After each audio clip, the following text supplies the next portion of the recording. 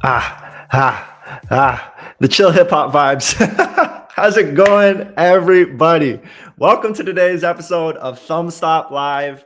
If this is your first one that you're tuning into, you'll want to tap in. And what I mean by tap in is if you check us out on Twitter, X, whatever you're calling it these days, give us a follow at ThumbstopLive. We are streaming live every single day, Monday to Friday, from 11 a.m. to 1 p.m. Eastern. And we have all the best voices in our industry who are joining us. And today is a freaking exciting one, y'all. We got two legends. We got a couple legends in this game who are going to be joining us just in a little bit here. First of all, we got Dan from Marpipe. Dan's awesome. Excited for you all to just have this chat and just understand what he's about. And we got Aaron, who's joining us a little bit later in the programming. But today I'll say is like a really fun day. I know a lot of you are probably going to tune into the Open AI stream that they're doing at 1 p.m. Eastern, 10 a.m. PT. I know I'm going to be tapping in, see what's going on. But before we get there, we have amazing people who are joining us, so we can have some great dialogue. Okay, fantastic, y'all. So with that said, I would love to welcome our first guest to the stage. Makes my heart nice and warm. But let's welcome Dan, y'all. Yo, what's up, man? How's it going? Dude, your energy is amazing, off the charts. Love the energy.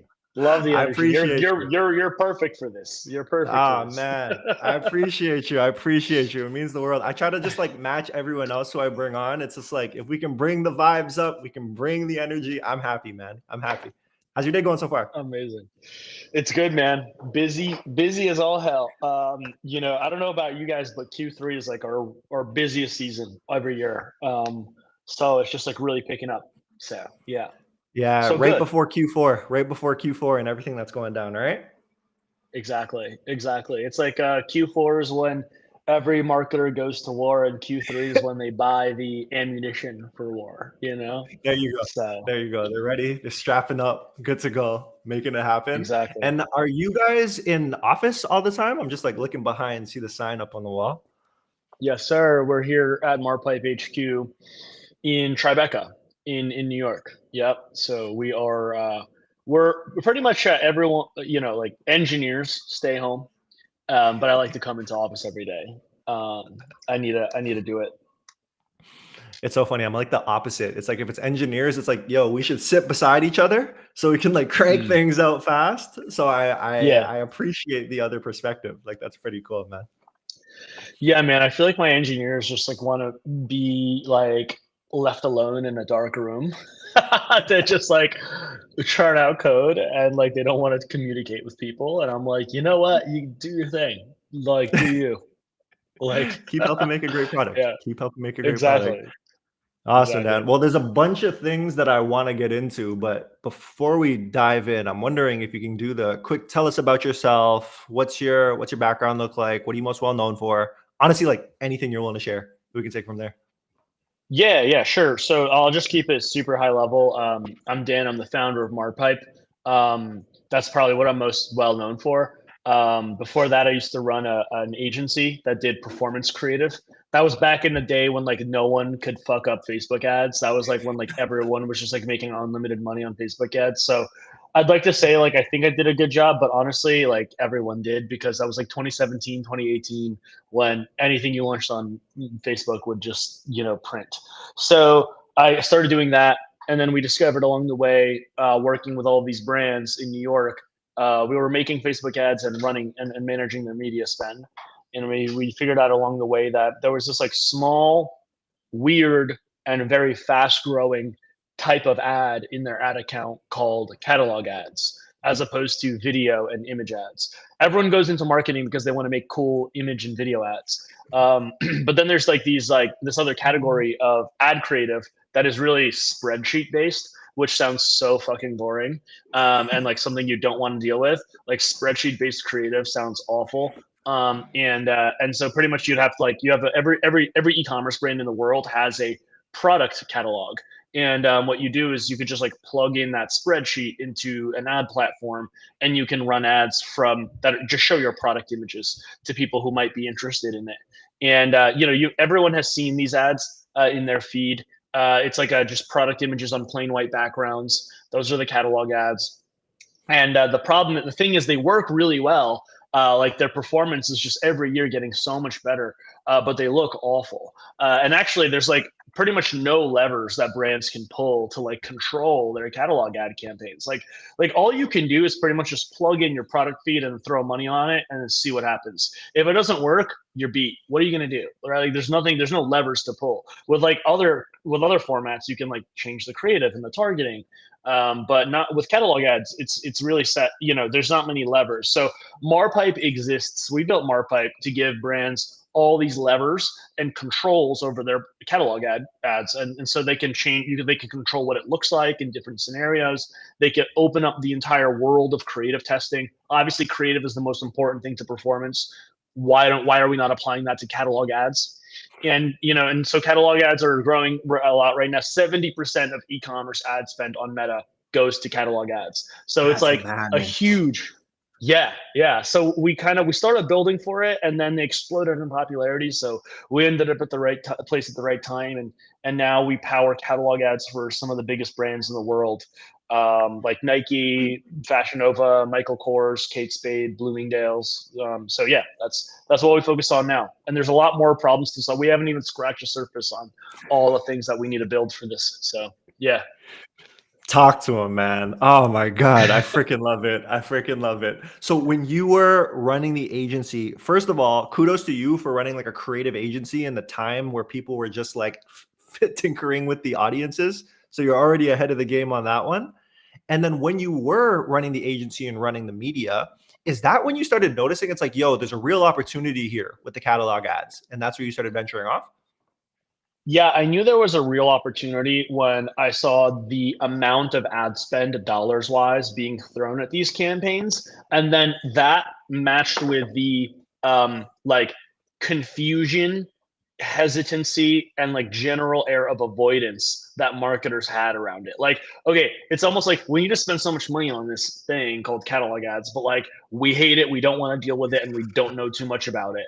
And I'm like, wow, this seems like a perfect opportunity to like clear things up, make things easier. Like it's like software should be able to, solve these kind of problems, like make it less complex, make it easier to confront, right? Give people more control. So like build UX around it. And no one was building stuff for that space. Like it's a very underbuilt for like pocket of the industry. And so we just figure out, let's just be the best at that one niche thing that no one else is building around right now, but every brand seems to have to like interface with. So yeah. I love it, man. I love it. The riches are in the niches, as they say. So focusing in seems like the right area. And I guess what I'm curious about here is taking a step back. I think we hear a lot of some version of a Venn diagram or a flywheel of sorts. Of it's like, hey, you're a brand owner, you want to do agency, or the other way around. And then if you're an agency owner, you want to do tech, or another way around. So there's some version of that exists. Did you in your soul know you always wanted to get into software? Or did it just so happen you lined up and had a good idea and you're like, this has to come to life? No, man, I don't buy the Venn diagram thing. I genuinely do not think the grass is greener on the other side. I truly love building SaaS. This is what I want to do like forever now. I have no Love it. desire to get back into the agency or service game. I have no desire to get into the product game. I'm truly like a SaaS guy. I love building software is way more like, I don't know, it's fulfilling to me. But also, yeah, I did know like I didn't want to continue down the agency route. When I was running an agency, I was just getting my feet wet. Like it was the first. I started the agency when I was a senior in college to like make Good money. for you. Killer. And then the first thing I did when I graduated was like grow the business in New York, just because like I was like I don't want to get a real job and I want to make money. So it was really more of like a means to an end than like I did, but I did not actually enjoy that game, to be honest with you. Like I loved making creative and I loved being creative, but I did not enjoy dealing with like client bullshit every day. There's that Sure. whole like every single agency suffers the same like inherent problem. Like every agency you talk to, you hear this where it's like look, clients hire like brands hire agencies so that their performance can go up, right? And then agencies will come with recommendations on how to do that, right? Be like, we want you to do this and this. And then the client will be like, yeah, but I don't like that. I would like you to do this. And every agency has this dilemma, this crossroads where it's like, look, client, we can either take your orders and do exactly what you say, or we can do the thing that we recommend for you to do, right? And if we're in charge of performance, but you tell us not to do the thing that we think you should do, and instead just follow your orders, like you should just hire people internally as brick stackers, right? So ultimately, like I just didn't enjoy that, like having to like deal with the sort of that dynamic of like every day where it's like clients would, we'd be like, look, we could do what works or we could do what you want us to do. Pick one. And then they'd be like, do what we want you to do. And then it's like, okay, then a month later, like they're not happy, right? With the outcome. So, oh, we have Jess from Fire Team here. Of course. Amazing agency operator. I think they're one of the folks doing the service thing like really well. I also like with Fire Team, I think that they have been really intentional about keeping the team extremely small and they're offering really focused, which is important. I think when I was running an agency, I was kind of trying to do a little bit of everything and grab like all the checks I could get, which obviously dilutes the quality that you're able to offer and so on. So yeah, man, agency game was not for me. So SaaS game was absolutely like for me. And I still have that creative outlet, that like I missed from the agency days. I still have it here. So it's great. I love it, man. I love it. We need to get to Jess's question, but I have pulled up some tweets that I wanted to run through really, really quickly here. But the first thing that's so funny is if I head right to your profile page, jumping in, was I providing shareholder value? That's the first place. And Aaron's on later. He said today is going to be all about shareholder value. And one of the tweets that I went back and found was from earlier in 2024. So let's take a look at this one here.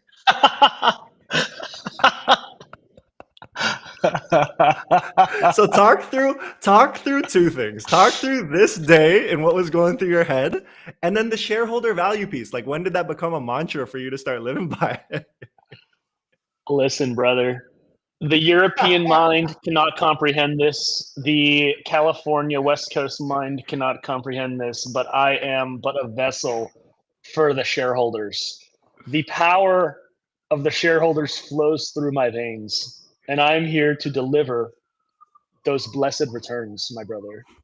And that is what we're here to do. And if it wasn't about shareholder, I'm only here because in some roundabout way, I think this will be delivering shareholder value. So, that's what we're here to do, man. That's just I'm trying to make my shareholders proud every day.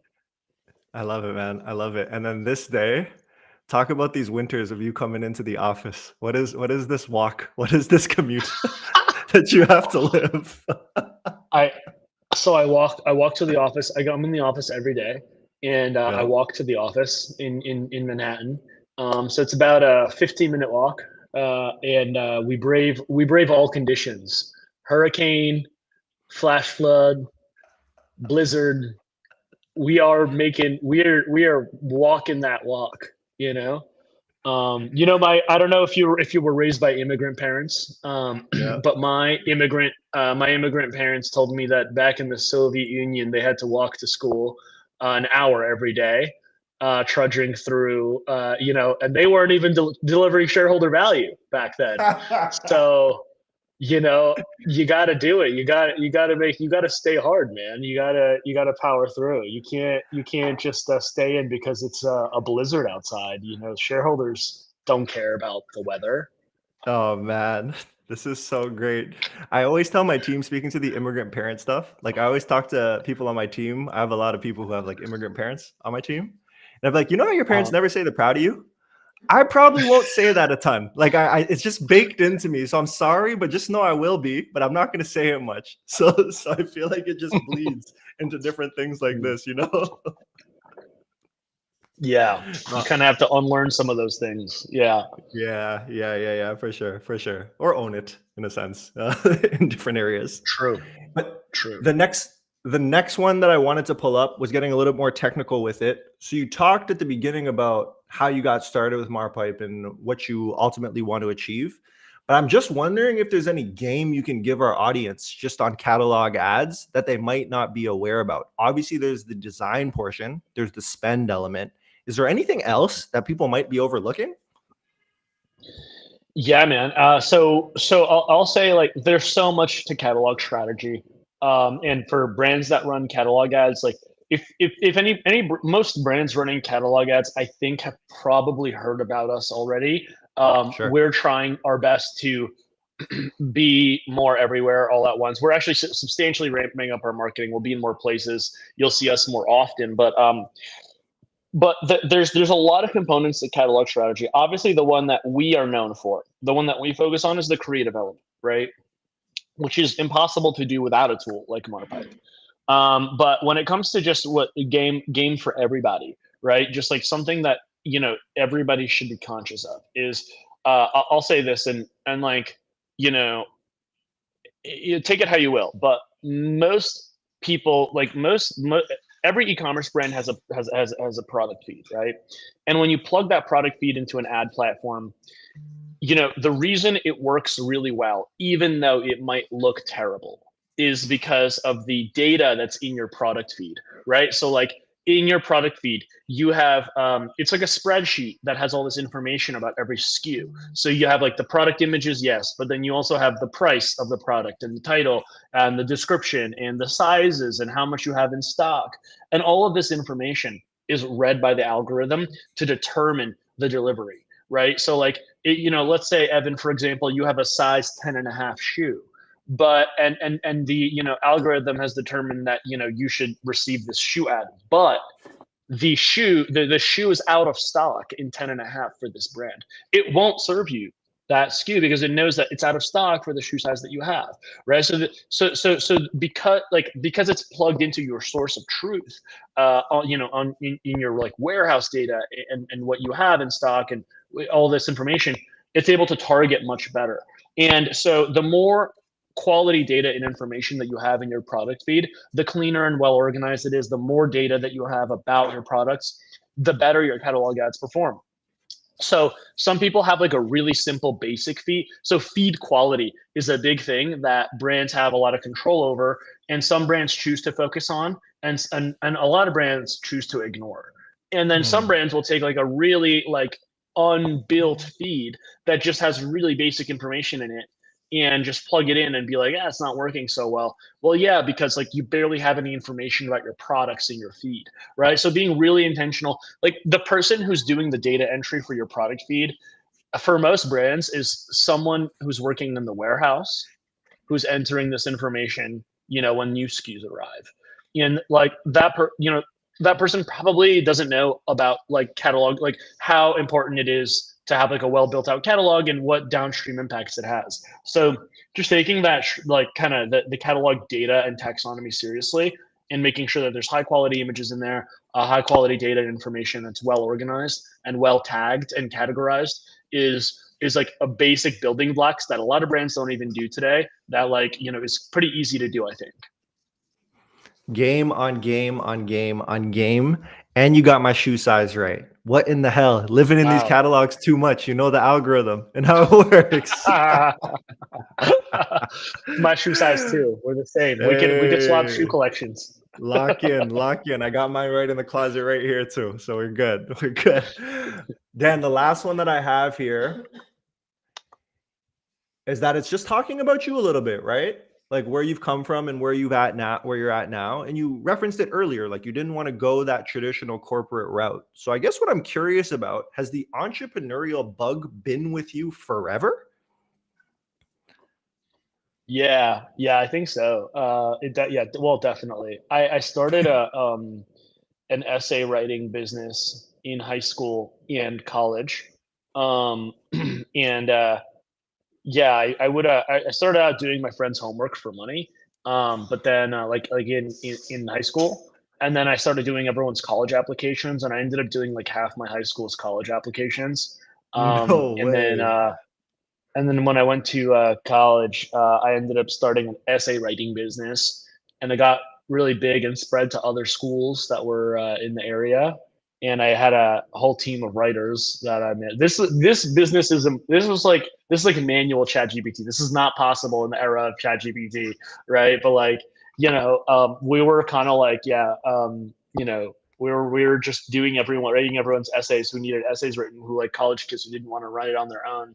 So yeah, I had a team of writers, and that grew pretty big. And then I shut it down like shortly before I got caught. I was like in the process of getting caught for it.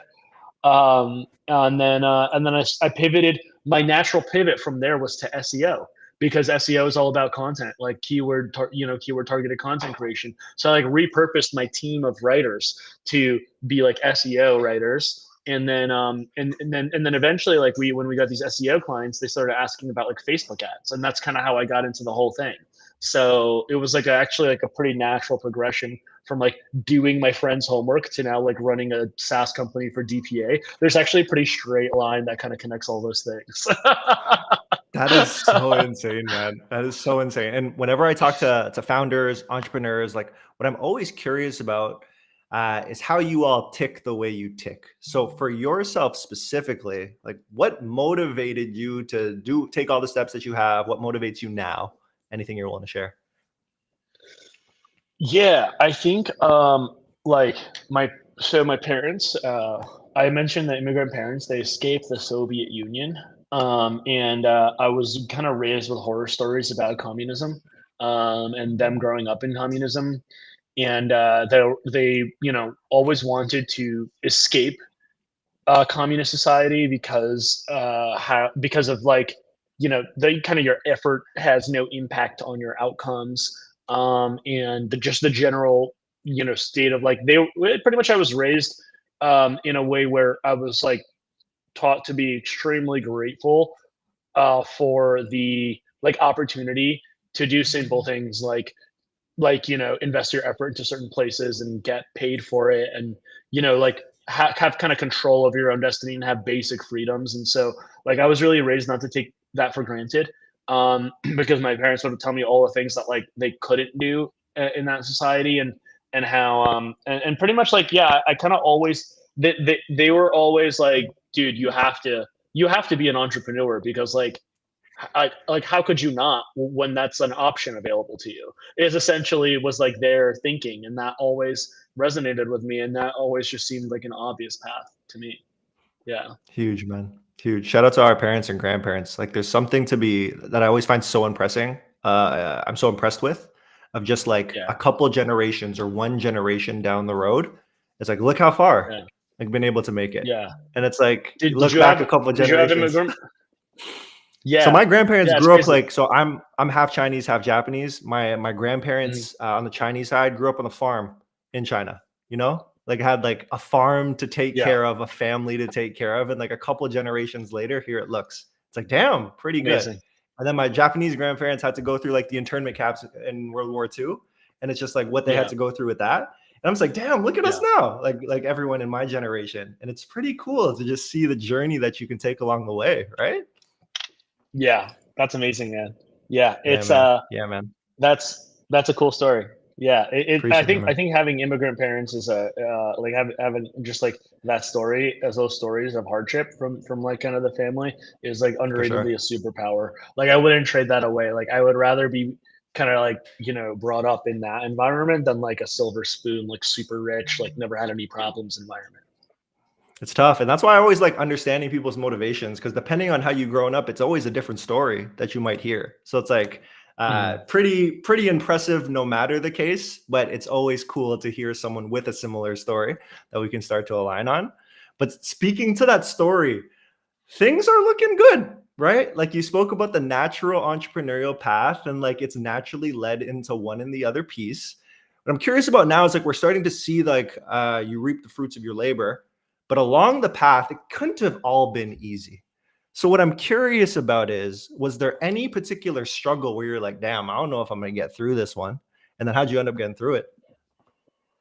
Yeah, there was like I think every entrepreneur has to have like a uh, break, like a story about like hitting, I guess, like the bottom pit and like being broken. Like I think every good entrepreneur I've ever met has been through something that has broken them, and they have had to like rebuild themselves. and going, and you can kind of tell when you talk to people who hasn't been through that moment of being absolutely broken down and humbled, and those who have been through it. Like you could just see it in their eyes, you could feel it, you could just like tell by the energy, like you like, and you want to deal with people who have been absolutely broken and humbled before and have like come back from it.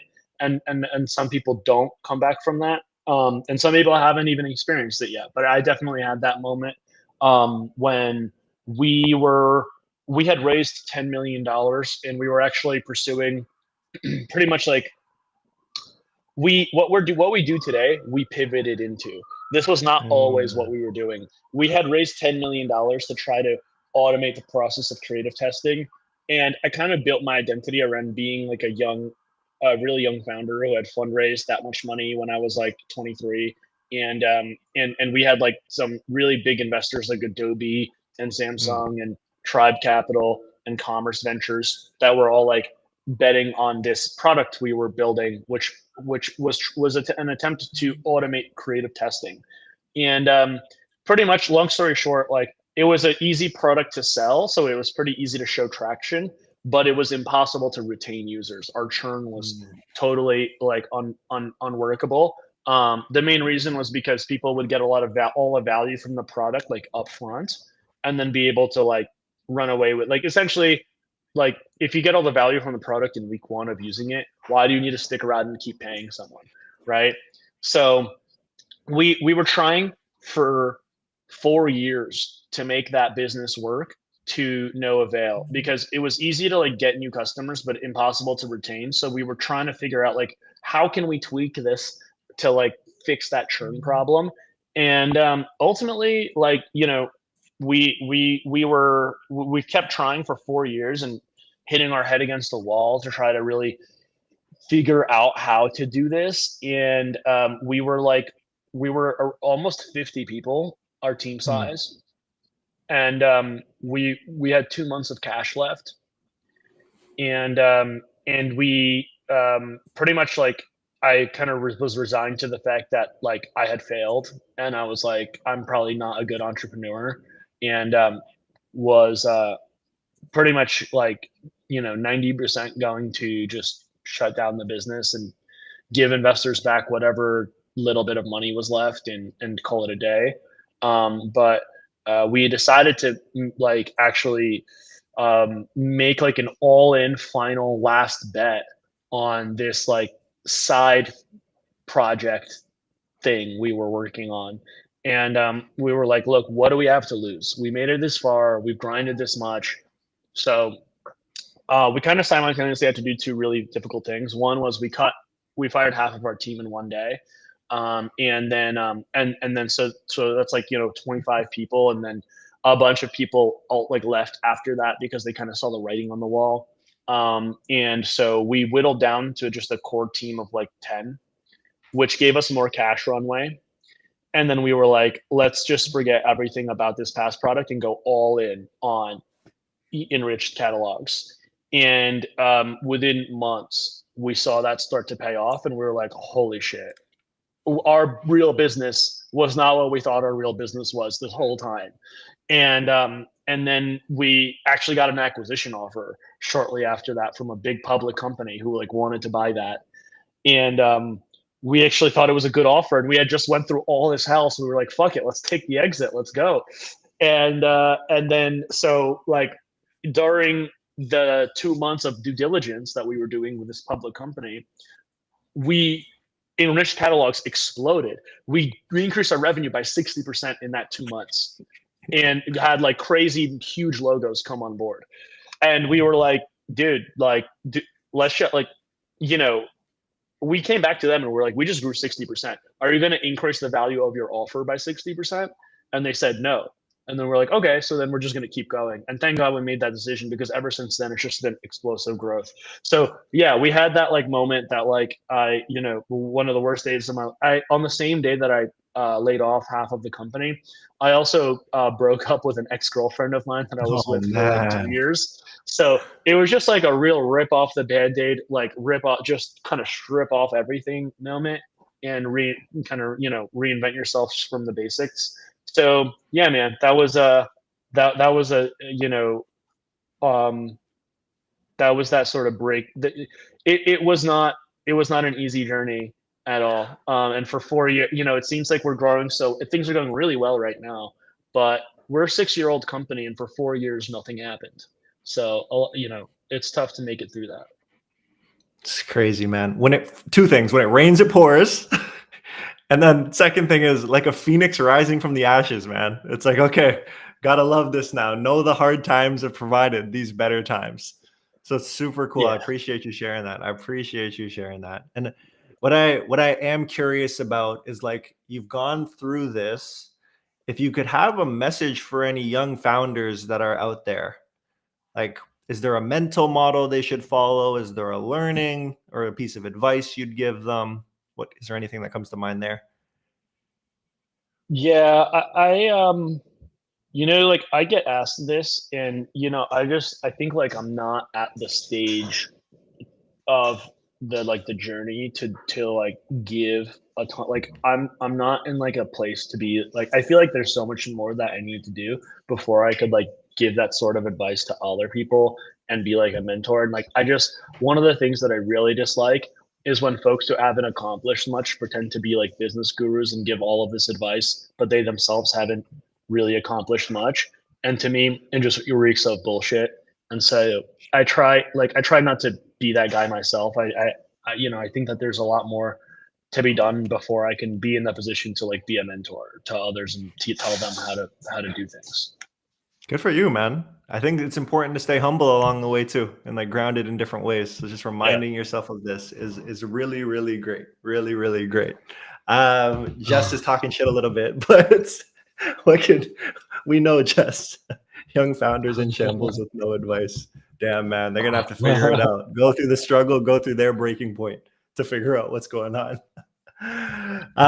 Dan, I think one of the things I'm curious about is, like, you've now landed in a spot where it's hitting, the market's taking off, the product's taking off, like we've spoken about, and then AI has kind of like changed everything and how everybody thinks. So for you, I think one of the things I'm honestly curious about is like, when you think back to the old business and automating creative testing, was there any world where like AI would actually make this possible now? Icon tried. Yeah, I can't try.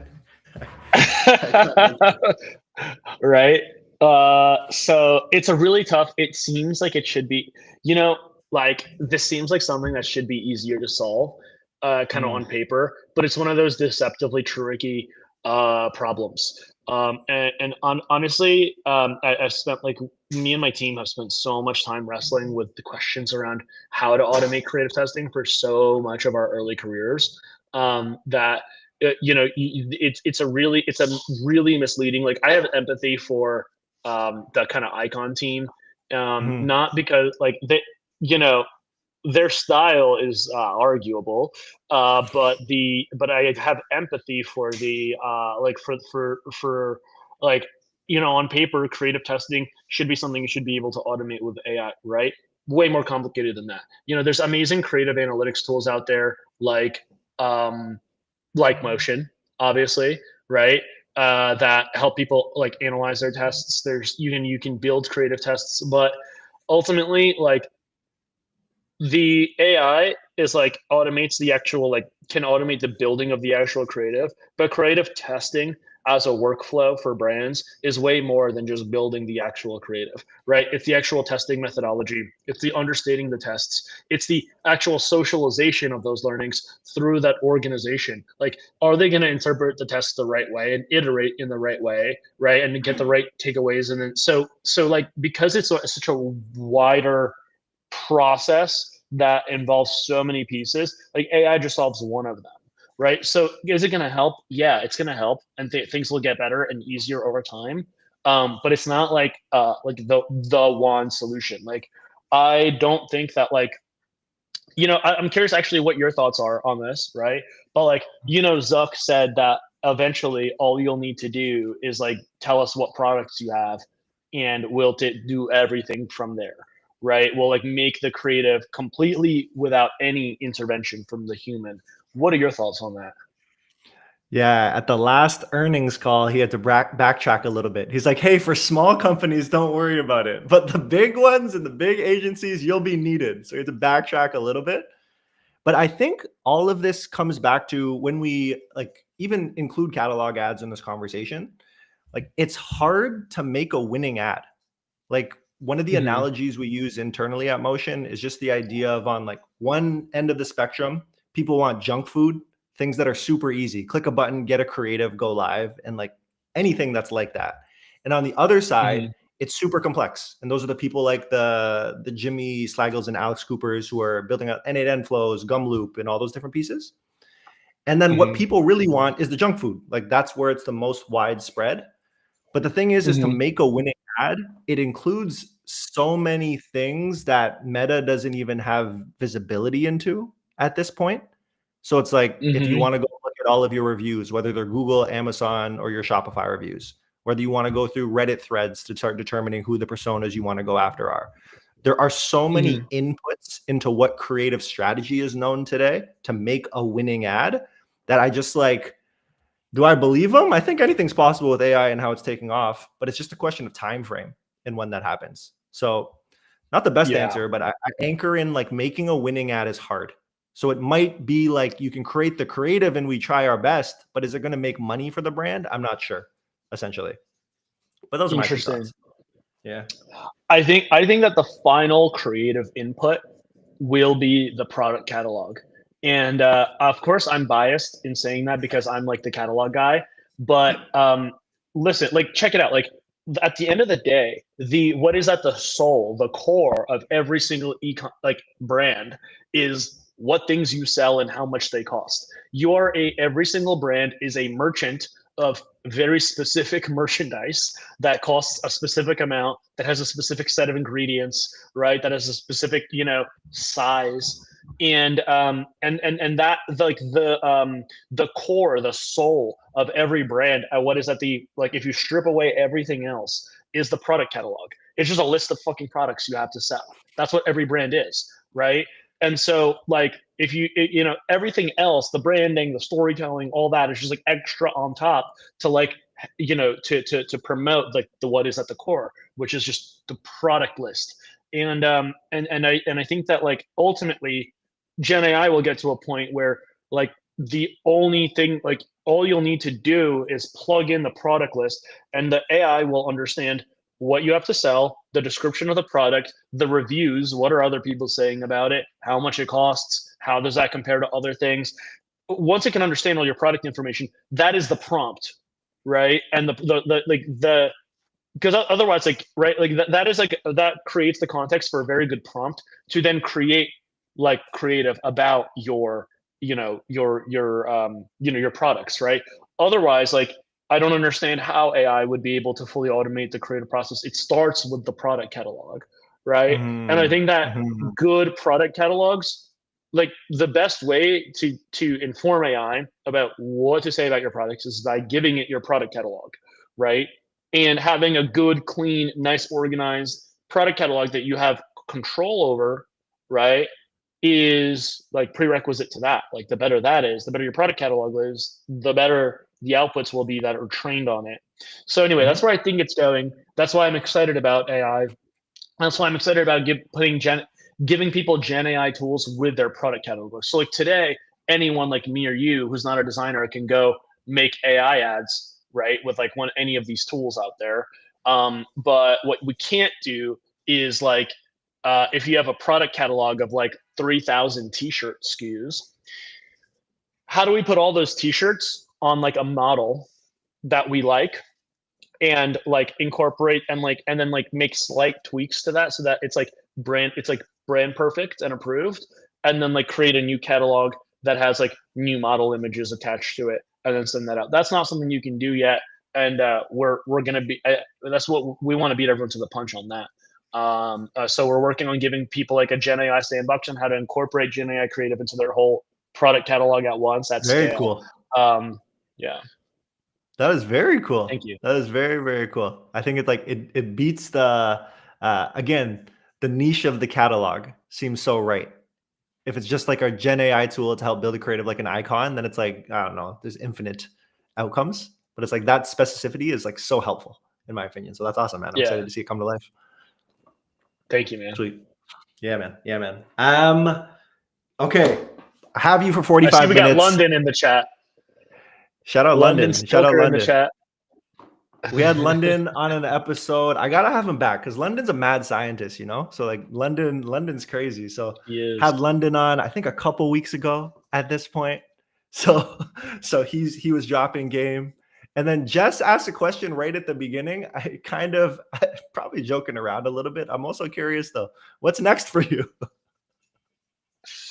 What's next for me, dude? I'm the I will merge with product catalogs as a concept, and there will be a new life form created that is neither totally human nor totally product catalog, but is a mix between those two things. And I will be an amorphous bot cyborg type entity that is merged with the concept of catalogs. I'm all in, man. I'm all in on this. This is we're going to take over the catalog space, and we're going to service like every e-commerce brand when it comes to their catalog management and enrichment. So that's the goal. I'm not going to stop until we get there, and we're doing a pretty damn good job so far. And it's only going to increase in velocity. So I'm just truly excited about coming in here every day and doing what we do. It's like actually so much fun. But I have a question for you. You're doing this Thumbstop thing. You're a busy guy. You're going live all the time. What's your play here? What is your play? What's going on? Like Thumbstop, going live, it's very time consuming to get all these guests that you're getting on, and you're spending a lot of time on these live streams every day. I need to know what what is your, and look, like the amount of like people who tune into this isn't like a really crazy amount, right? Like the quantity of viewership is not very high today, right? But like I'm assuming you're not doing it for the numbers today. You have some sort of like long-term vision for this in mind. What is that? Where does this go? What's the point of Thumbstop? Yeah, it's a really good question. Tack all this on top of my day job, and I'm a busy man. So this all adds up for sure. But my starting place for go-to-market and B2B is that the landscape is changing. So like right under our feet, things are kind of changing. Whether like, I don't know, everyone has their own opinions of Icon, but I respect Canon a ton, right? Like they built product really quickly, didn't necessarily work in the way it was intended, but like as a software person, speed is appreciated. Yes. And then their go-to-market got a lot of eyeballs. And then there's a lot of like, hey, TVPN's out there, Cluely's out there, and like this game is changing. And then how it's also changed again is when we saw Triple Whale go to market, and then people flamed them on Twitter. Again, as a software person, I respect it because I'm like, this is how you get eyeballs. This is what you're supposed to do. But it signals to me that everything is changing in the way that we operate. So the way that I think about the live stream is it's a different format to cut through the noise. And I'm not necessarily looking for the most traction right now. What this is building up the clips. Once I have all the clips, I can take over social and flood social nonstop. Once people see the clips on social, then everybody tunes back in. So it's like, if I can get the best minds and people in our community that people recognize and then take over social where this thing becomes popping and we get more and more people, it's a win. So my measurement right now isn't necessarily viewership. I'm so excited that people say yes to me and want to jump on and the names that we're getting. I'm excited for like a month and a half down the line to see what viewership looks like once we start putting the clips out, the ads out, that kind of stuff. So that's how I'm thinking about it. So you're gonna work with like a clipping team to grow this on organic. That's awesome. Yeah, man. That's only one play. Trying to cook up on like 3 different areas that are top of mind for me right now too, that I'm super excited about. But the idea is like these conversations are valuable just to bring people into both of our ecosystems, let's say. And then once people know about us, I think the products naturally fit in because of the style of conversation that are happening. So should be good. That's what I'm going for. Yeah, man. That's what I'm going for. That's awesome. Do you want to give me a crazy line to say that would clip well? Do you want me to say something wild? I would love that. I would love That would that. just I be would a good love that. clip hook. That's the hook. I don't That's know the what it hook is. right I don't there. It's I think it's a version of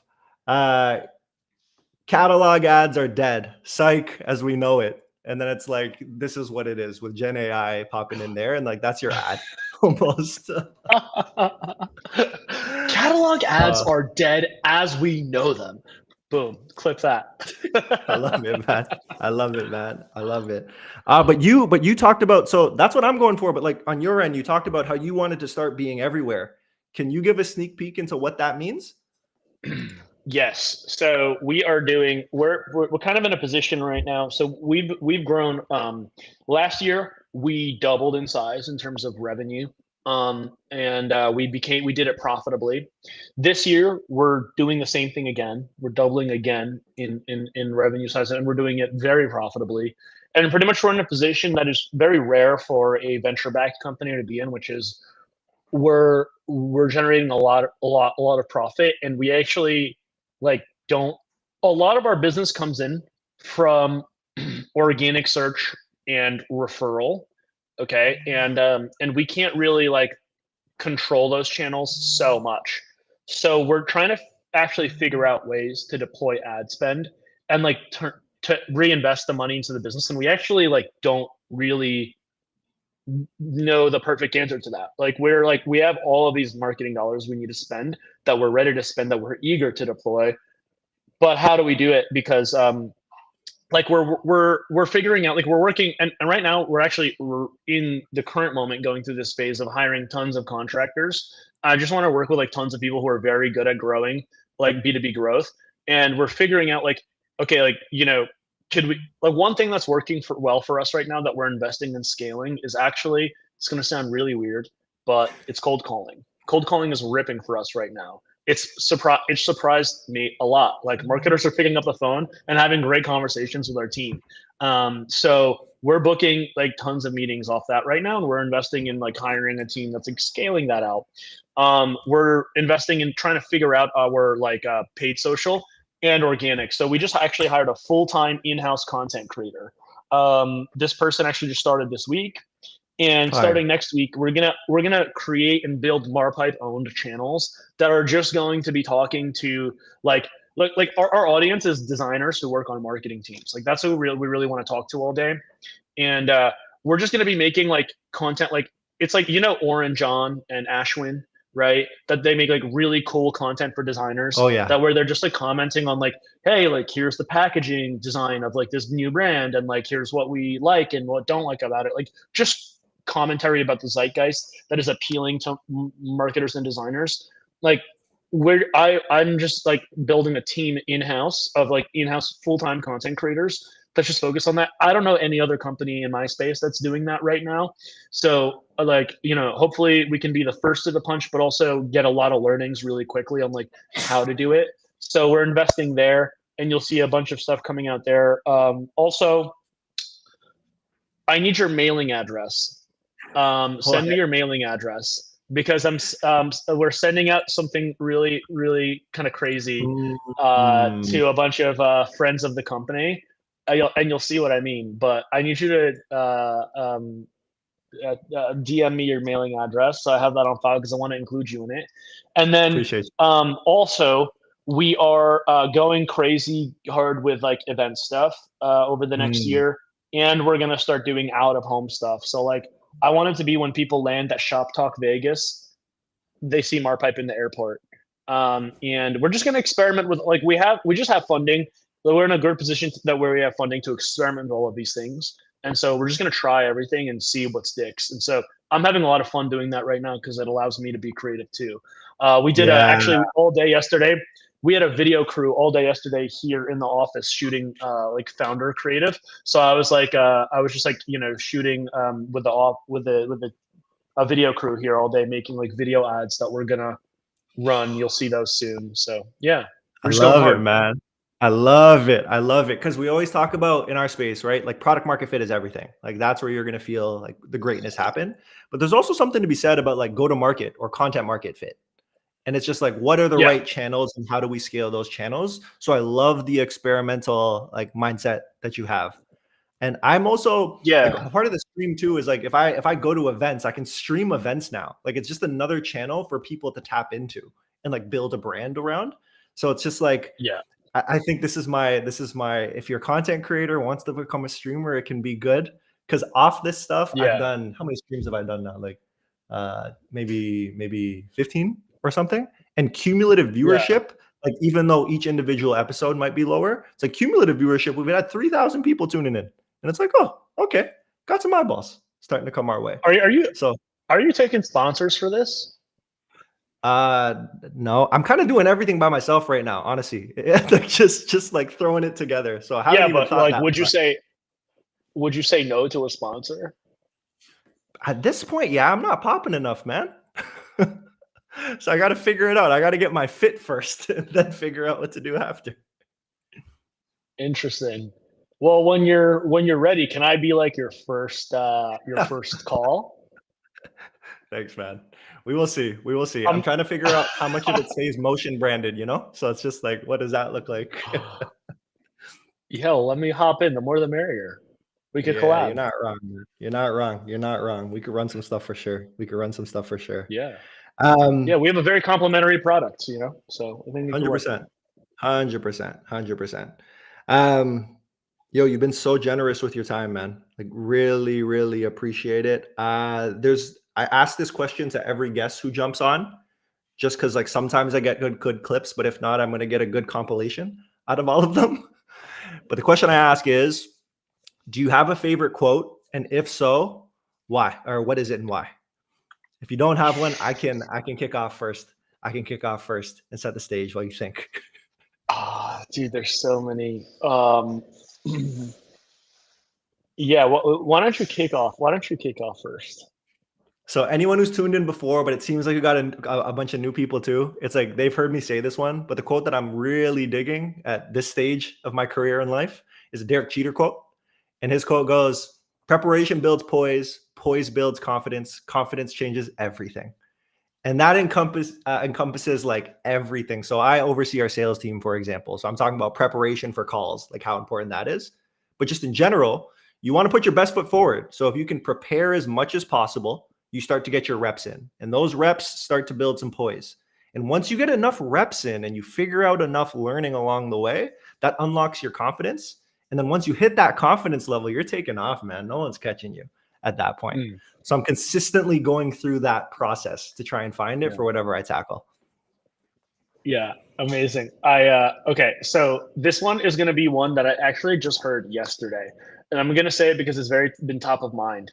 But I've been listening to a podcast. It's like a 3.5 hour long Lex Friedman podcast where he interviews a historian that focused on he's the best historian in the world right now about the life of Genghis Khan.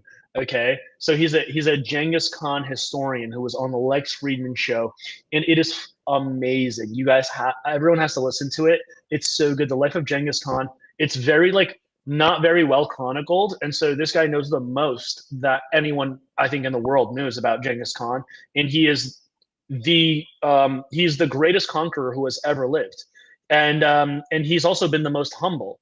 And he's conquered the most territory out of anyone in history, and no one knows where he's buried because he requested to be buried in an unmarked grave. He was one of the richest men who's ever lived because of like the riches he accumulated, but he never lived like a life of leisure. He always stayed in tents like his troops. He lived just like his soldiers did. People don't even know what he looked like because he refused to have any statues or paintings made of him. He was a really humble guy.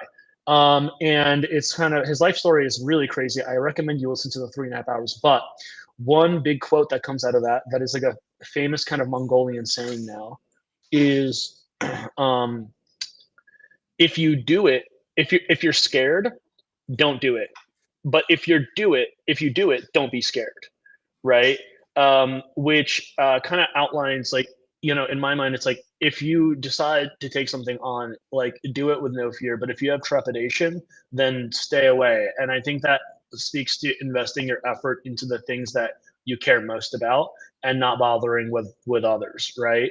I think it's like adjacent to one of my other favorite quotes, which is like, I don't know exactly, but it's the concept of like, it makes no sense to worry about things you don't have any control over, right? Mm. Like, if we sit here all day like worrying about the economy, like as a whole, or who's going to win, whatever, like, nebulous things that we don't directly control, it makes no sense to focus on that. So I don't, channel my energy there. Anyway, yeah, Are you those. are And you a look, meditator? you have. Do you meditate? I used to be, but I fell off the Okay. wagon. It's okay. There's Yeah. no fall on, fall off in meditation. But I'm just like the way that you're speaking, like there's a lot of principles that come back to like some version of Mhm. mindfulness. So it's like I was like, oh, I Mhm. have to see. I always have to see. Yeah. Look, you have one of the commenters here, Princess Emikia Henson, says a sponsor will help elevate you.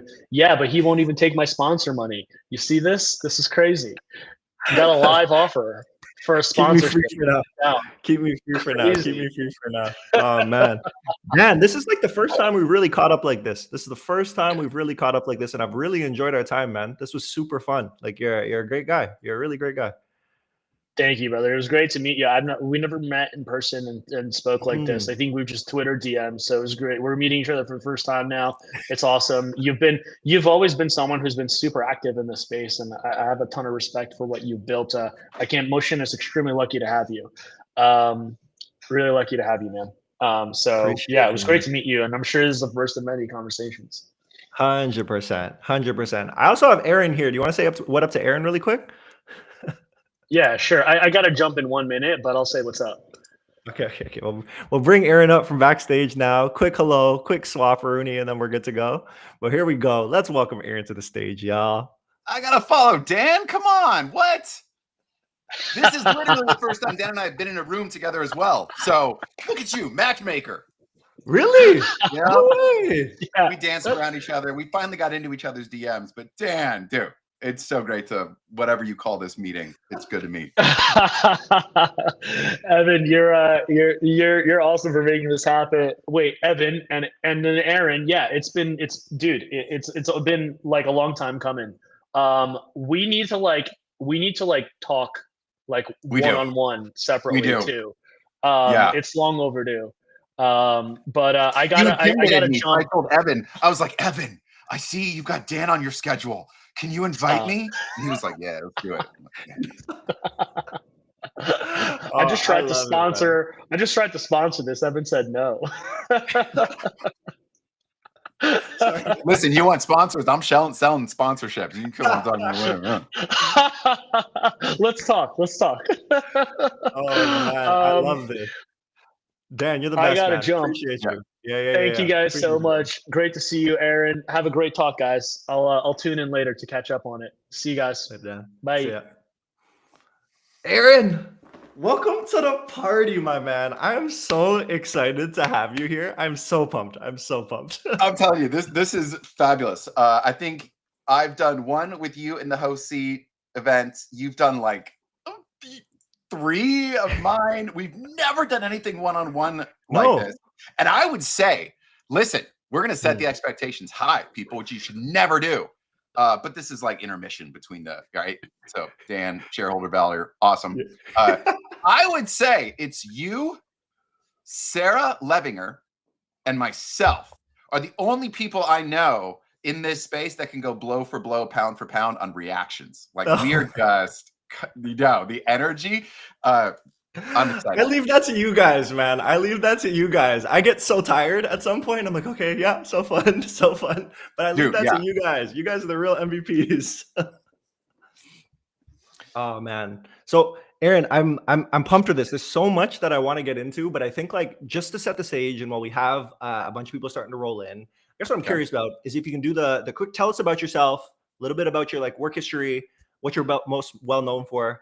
Honestly, anything you're willing to share, and then we can jump off from there if that works. Anything, dude. Come on. Anything from there, okay. Man. Anything. I started my life in online marketing as a lowly blogger over a decade ago. I had successfully burnt down a previous life. I have what's known as a Master's of Divinity at not some weird someone's basement or garage. I have an actual Master's of Divinity from an accredited institution. I had done multi-church site ministry, did not grow up in a religious home, but so that was my like entry into communication, which probably will come up throughout, especially with I know a few of the questions you've got going. Successfully burned that life to the ground a little over a decade ago. Found myself unemployed and unemployable. I put up a website because I figured I can communicate and especially write better than the average bear. I bet there are people on the internet who are trying to sell things that I can do it better than them for them. So I wrote like a madman for like the first 3 years of that existence and just got my name up on every publication under the sun. That was like my OG claim to fame. And one of those I wrote for Conversion XL, which is now CXL, run by a wonderful human named Pep Leja. He's out of Austin, Texas. He now runs Winter with a Y, branding agency, platform, that sort of thing. I wrote for him, stumbled into another wonderful human being named Tommy Walker. Tommy Walker had literally just got picked up by a little known Canadian company called Shopify that had literally just IPO'd. And they created this new thing called Shopify Plus that didn't have any way to sign up online through their usual, create a store, trial, convert to, that sort of thing. So I was like the third or fourth main marketing hire. When I went up to Waterloo at the OG Shopify Plus HQ, there was like 5 of us in the room and an army of salespeople and engineers.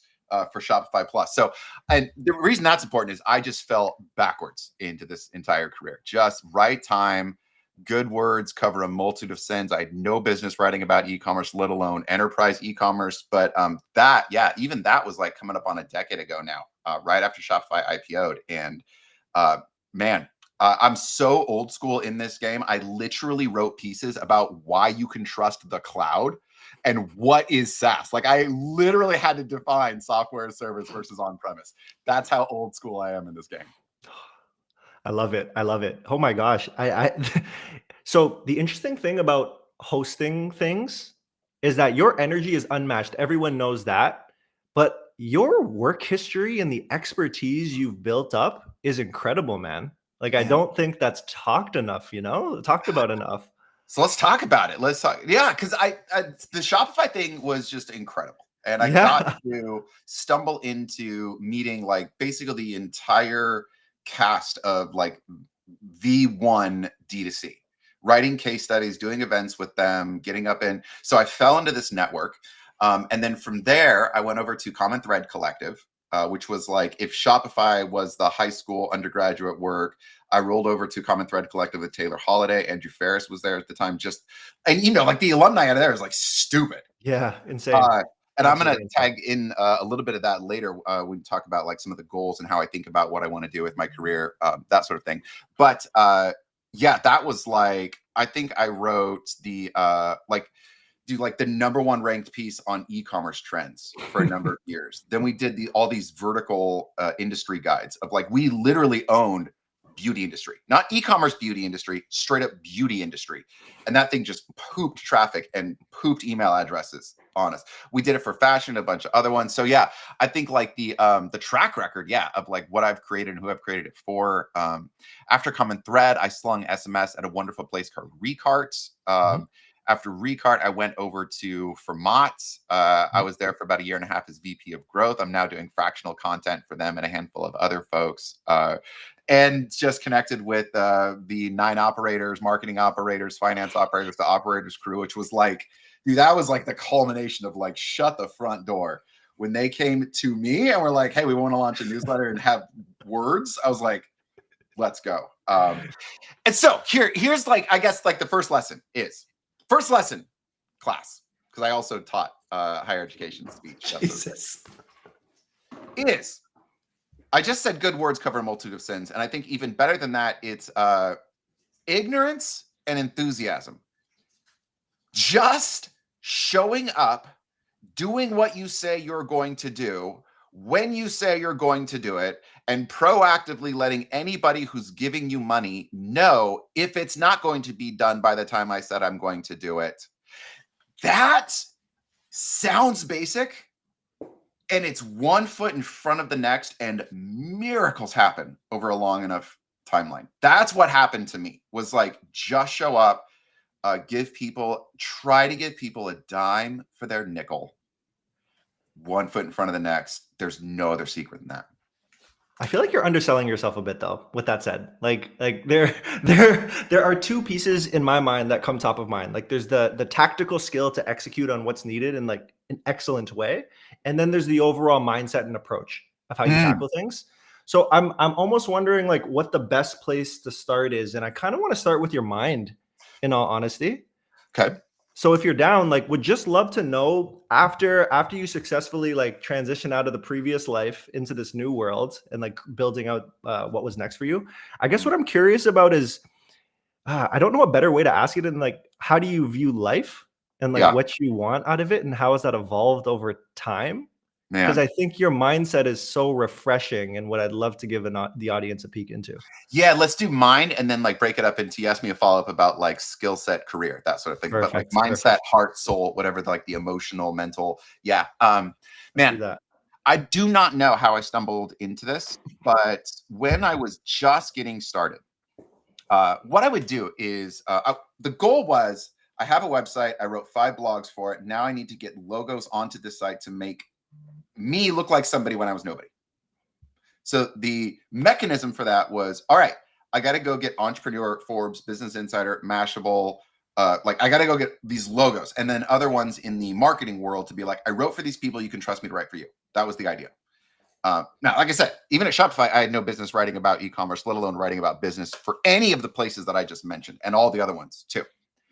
So what I would do is I would write a complete article based on having scraped like 10 to 20 of their most popular pieces. And I would look at what is the length of the piece? How do they use images and links? I'm going to link to their other popular ones. I used a tool called BuzzSumo. I think it still exists, but it would basically give you like the most popular on social.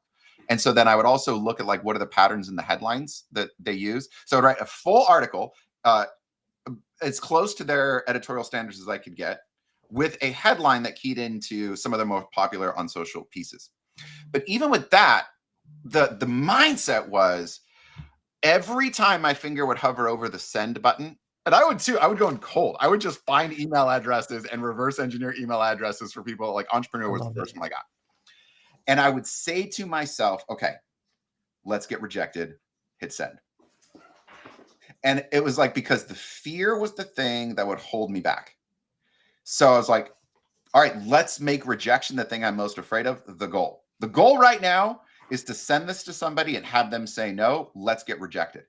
And there was something about that like tricked my mind into doing the thing that I was afraid of, that has paid off huge all throughout the rest of my career, which is like a lot of just, if you want to do something, and a lot of this is like, want to do it or the money's right, but you're not really sure how to do it, say yes. Go figure it out. It's like, and just grind until you do. But like that combo of like, let's get rejected, make rejection, take whatever the fear is that's holding you back, that holds other people back. And I would say it, I would like mutter it to myself under my breath and then hit send. Right. And I got plenty of those along the way. But that I think was like the biggest mindset piece for just like motivating myself. And then everything too that I said in the, the behind the scenes on that stuff of like paying attention to what a publisher was already doing and how they were winning. That also then, I think the key to that was like, it then became a gift instead of a homework assignment to the editor and the person who was looking to publish. It wasn't like, hey, here's 10 ideas, you pick the one you like best kind of thing, which is like, well, crap. Now I got to go figure out if this person's any good. I have to go look at their previous body of work. No, it's like, here's this thing. I made it just for you. It opened so many doors that otherwise would have been closed. That makes me so happy. That's incredible. That's incredible. And I guess what I'm curious about is like, that's the right, I love the goal setting there of literally being like, it's what I'm afraid of, but I just want it to happen. Come on. Once it happens, I'm going to be fine after this. What I'm curious about is if there was any version of yourself that was like trying to find out like what you liked. Like, was it always so obvious to you that you knew that you wanted to produce content, right, in this case? Or was there a version of that discovery that needed to happen in this process too? Yeah, that's a really good question, because I always knew it was communication, particularly in written form, and then also just doing it like this, where it's, it's animated and I'm trying to like think about how best to communicate. how to get what's in my head into someone else's head in a way that makes them say, yeah, yes, okay, I'll take 2. Or at least, yeah, tell me more, that kind of thing. Like all communication is sales is one of the other principles that I live by. But the switch was, I knew that was my heartbeat. And it took me 5-6 years to eventually land at a place that I was okay with that. Because the trajectory is you do all that writing, content creation stuff with the upside being eventually you're going to become a CMO, or eventually you're going to launch an agency and you're going to be the enabler of the people that do the work. But I loved doing the work, and I still do.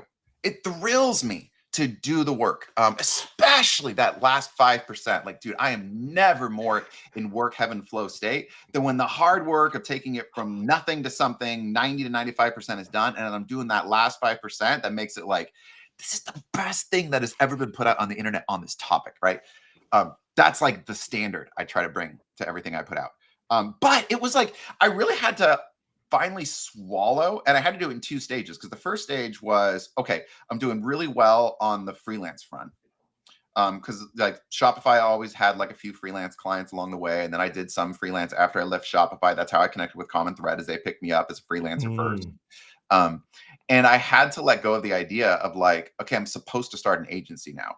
I'm supposed to. That's what you do. So everybody's expecting, and it's how you get respect, or like, and be like, that's not actually what I want to do. And then the next phase of that was like, I almost had this like bad feeling for like a long time when people would shout me out as like the content goat, right?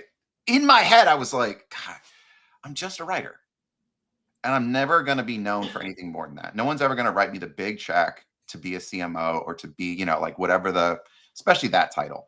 And it was honestly like, it was tough to swallow that pill of like, but that's not what I want. And that's okay. Just do the thing you're best at.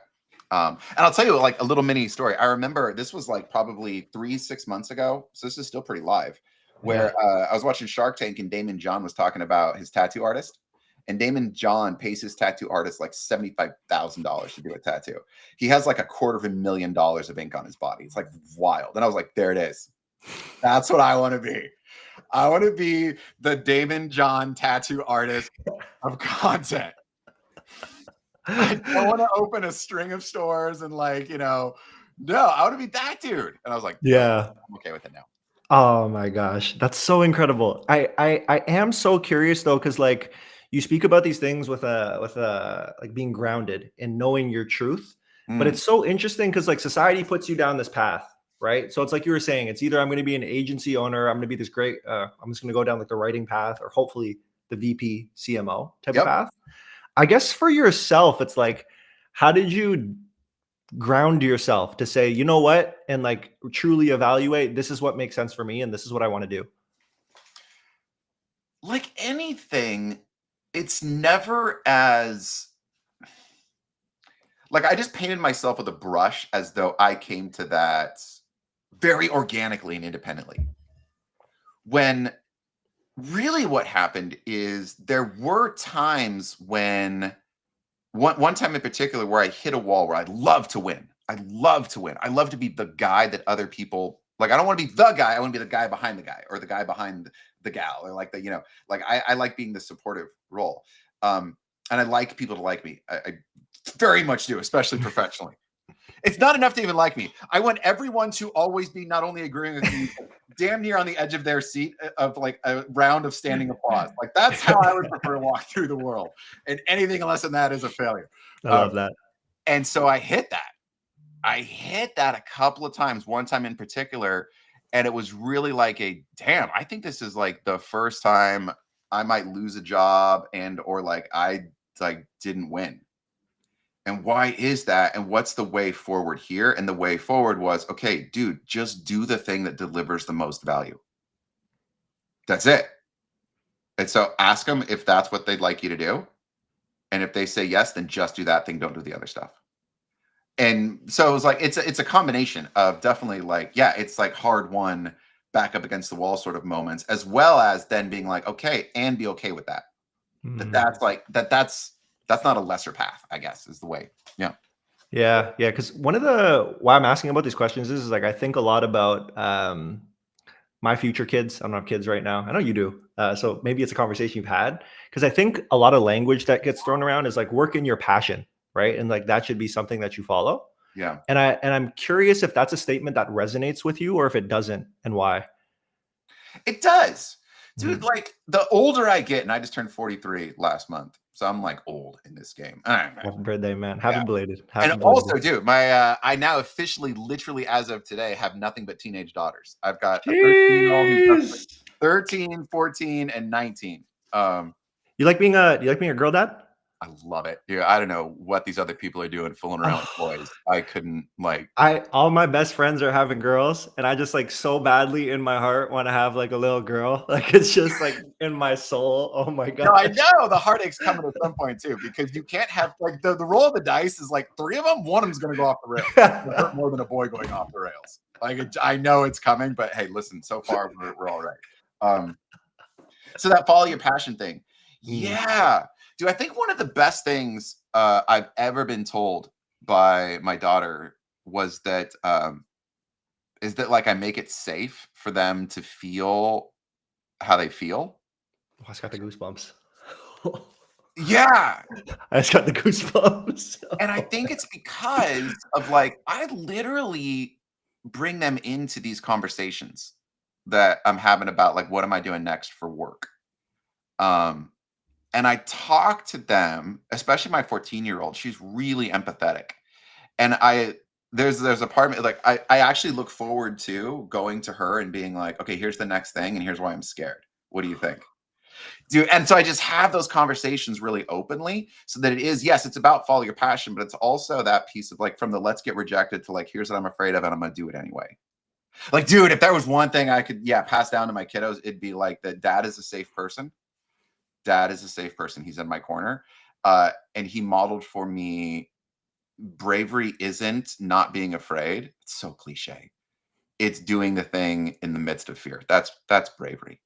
And you're not always going to make it, but like the people that get up and do it, like that's the person I want to be. And those are the people that they might not have outsized wins or outlier wins because so much that just has to do with timing and luck. It just does. But it's definitely the requirement for you must be this tall to ride the ride for like whatever you want to be successful at. Oh man. Okay, now I'm just curious to go down this path because like I'm an overthinker. So these are things that I think about, and I'm just curious to get your advice in all honesty. So in that same idea, I'll share my perspective first and like would love to know what you think. But the piece around passion that's so interesting to me is like I think as kids, when I would have gotten told that, it was often associated with a thing where it's like for me it was basketball. So I loved basketball growing up and playing as part of a team, or it could be something else like art or whatever it might be, but it was a thing essentially. And something that got interesting for me as I've gotten older, I'm in my mid 30s now, essentially, I was able to unpack and say, you know what, like passion for me is an emotion. Like there's some sort of like emotional feel that certain things give me, right? And like that's where my mind has started to shift towards in terms of definition of passion, but curious to get your take on that before I follow up with a question. Yeah, I think what you're hitting on is like there's a bifurcation between profession and practice. And the profession is like the title or like the organization, the type of work that you're doing. And the practice is what's the actual day-to-day activities that are involved in it. Because this can be an absolute core of there's something about team sports. There's something about depending on other people. Yes. That you are part of something where the fundamental nature of it is the sum is greater than the parts.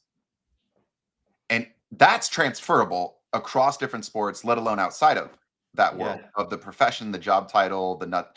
And that's I think the part to really like nail down. Now you also mentioned like sports or art. And obviously for me, part of that is definitely has to do with words, but words go so many different places that it can be a lot of different shapes. So it's a both. It's not either or, it's both and I think.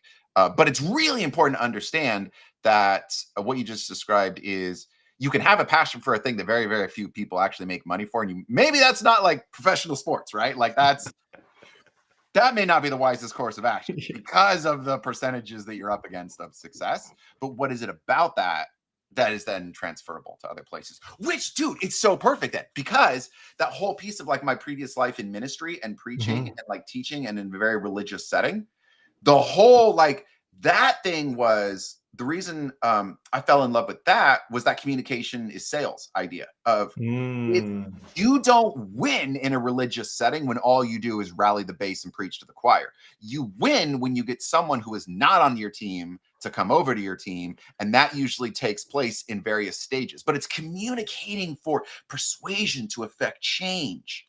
And so like, I thought my life was over when that burned down. And I remember being like in tears when I was like, this is all I thought I wanted to do. Talk about passion. It's all I thought I wanted to do.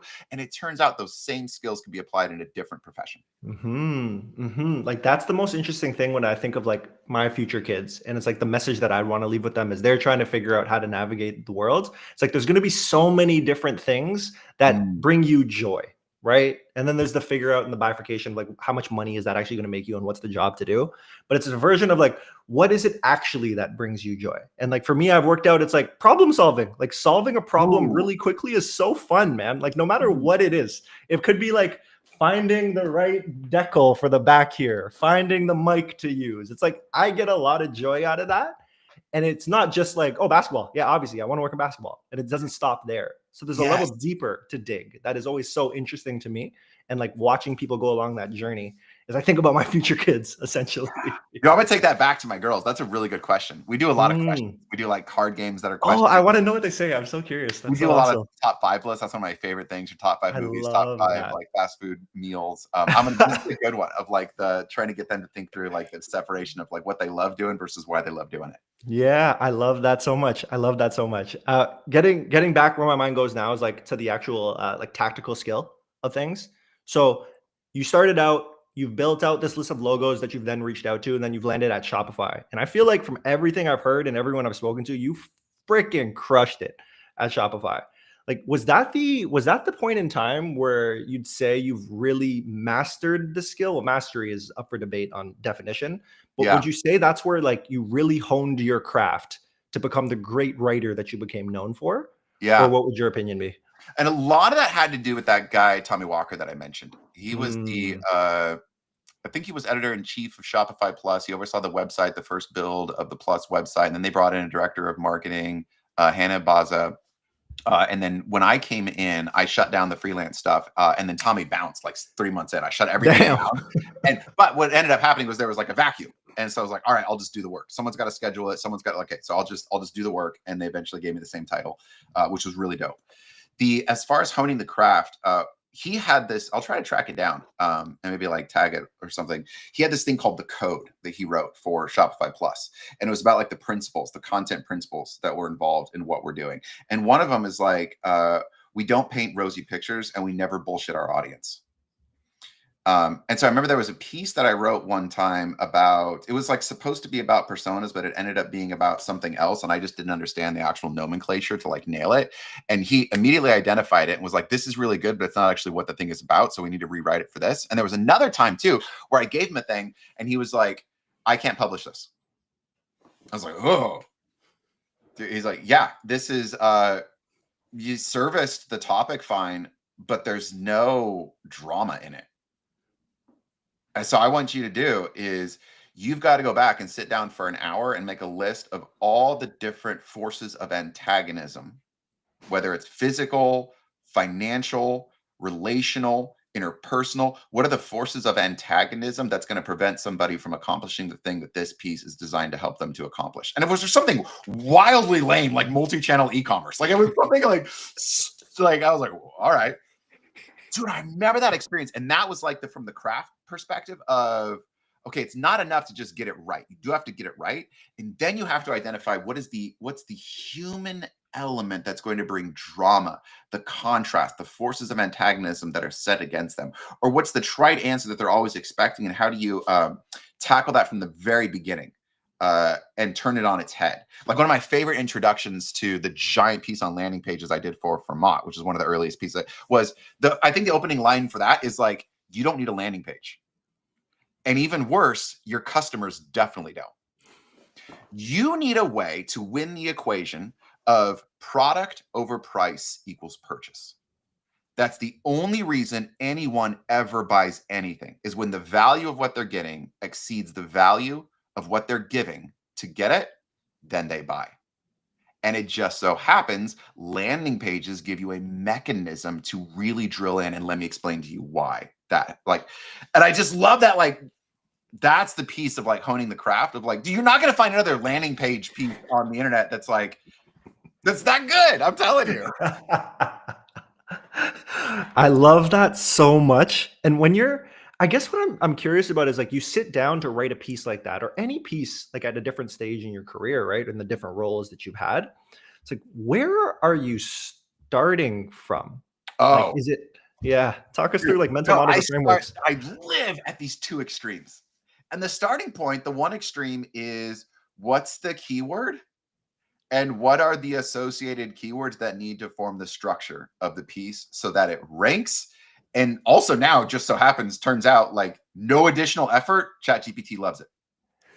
So it's like, I start with like the most robotic way you could freaking imagine, which is like, I love a tool called ClearScope, shout out. I've been using them. They are the best on-page SEO optimization tool I've tried to leave them. I've tried to break up with them like 2 or 3 times for another girlfriend in the SEO world. And every time I've come crawling back, I'm like, please let me back in. They just, the clearscope.io is fabulous. And I start with that. I export all the keywords. What do they need to be in the headings? And then it's just like, okay, this is then the structure of it. So I never really have to start with like a blank page. I'm always figuring out what's the current existing demand for the idea or the concept. And so that's validated by search volume as well as estimated cost per click. So I know that from SEMrush, and then I take it over to ClearScope. And then once I start like getting into the guts of that piece, like bringing it to life, is I always want to have more real examples that are tactical and helpful than any other thing that somebody puts out, because that brings it to life for people. It's one thing to talk about a topic. It's another thing to show you 5 different versions of how that comes to life so that somebody can then go implement it for themselves. And then after that's done, it's then intro and conclusion. And that's how it, like, then what's the counterintuitive, the slip and slide opening line? What's the fundamental problem they're trying to solve? And that has to go in the introduction and the conclusion. So interesting. Is there any version of, because oftentimes people talk about like stage of funnel content, like this is a top of funnel piece, this is a bottom of funnel piece, this is a bottom of funnel piece. Like, is that part of your process? Oh, absolutely. Yeah. In fact, when I identify for like the freelance engagements that I do, the fractional content, we almost always go, we're going to do a top of funnel, middle of funnel, and bottom of funnel. So like the Vermont stuff I just talked about was a really good example of like, that was definitely middle of the funnel, because it's going straight at landing pages. Do the same thing for e-commerce funnels. Like, we've got to have the tent poles out there, so when someone is looking for the thing, we are who they find, and they get a good impression because of it. So like, that's just like boom, right at, like, you know, when I was at Recart doing SMS, it was like, let's write the be all and end all piece on SMS marketing. It's a no-brainer. Top of the funnel then becomes like the stuff I was talking about, beauty industry, fashion industry, pet industry. Like, that's the piece of like, no one's actually showing any intent to buy something that we're selling. In that case, it was agency services. So it's top of the funnel, and I just want to be there when they're looking for that broad one. And we did that very intentionally. It was like, who do we service best? And at that point in CDC's like track record was like, we murdered it for pet brands, like a lot of their like pet related stuff. So like, that was literally the first one we dropped, was like the pet industry. And then it went into the rest of them. So it's still very like tactically thinking about whose attention do we want to get at the top of the funnel, middle funnel. And the bottom of the funnel is, I mean, obviously this is like case studies, but doing case studies that have, again, that drama, that narrative feel to it, that actually show off good data and good wins, and trying to get the person to be like, yeah, I know you feel a little uncomfortable about giving this away, but like, listen, most people are lazy. They're not actually going to do this. Like, so it's all right. Let us show it off, that kind of thing. And then telling a story. But that's the bottom of the funnel stuff, is like or bottom of the funnel really has a lot to do with email nurturing. And then direct response emails, especially in agency and B2B. It's like, that's like once you've got their attention, you've getting them to see the main piece. So they're solution aware, they're problem aware, solution aware. And then how do we get them to actually choose us? That's when you push hard on like the copywriting, real persuasive type of thing. And that's bottom, but that's not open everybody. It's, you're in my funnel. Now I'm trying to get you to book a freaking demo. Love it. And we have so many people here who are tuned into like the ad world, right? And like there's questions coming in. There's a Jess question related to the ad side. But one of the things I'm curious about is how you view ads layering on top of this. Is it just a distribution mechanism, or are they actually more powerful at certain stages of the funnel? It's very different, because I love to say I'm not an e-commerce expert. I would play one on the internet. So I have now finally launched Facebook ads in when we did the last operators event, right? Like I was the dude in the room. So I literally created a pixel and like went and started an ad account and loaded it. I was like really proud of myself, right? Because we had to run ads but it's still very different. It's like, I think that like, I don't know if I can really speak to like D2C e-com direct response. Come give me your money right now at like a sub 100, sub $200 AOV. That's very different than the consideration that takes place in B2B, whether it's SaaS or for sure. Yeah. So the play from ads on the SaaS agency side of things is I just want to put something in front of them that makes them go, shit, I'll give you my email for that. Yeah. Whether it's a guide or an event or like, yeah, that sounds dope. And then I can do other stuff with them. But that's really like, it's so about attention at that point. Now, a little bit of that, not so much in the ad, but definitely like the topics you choose for what are you going to talk about in that content, whether it's written or a webinar or an event, it's IRL. Like that then does sort of, it shapes the person's perception of you, and that's in the ad because you're advertising that particular angle or that topic. But it's very different than like thinking through like the D2C e-com side of things, which is like, okay, I want them to click and give me money. Yeah, for sure. For sure. No, that makes a ton of sense. I have pulled up one of your tweets here since it feels like we're on this topic.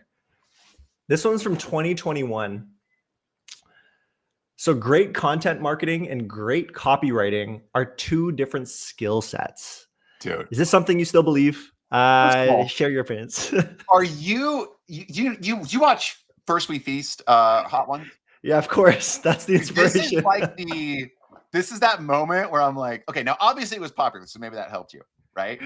Yes, that this helps. Is a deep cut, and oh my gosh, dude, this is like probably, it's not even 1,000, but it's damn near close to the most popular thing I ever organically put out that wasn't about like a kid or a house or like something personal. It actually had to do with my business.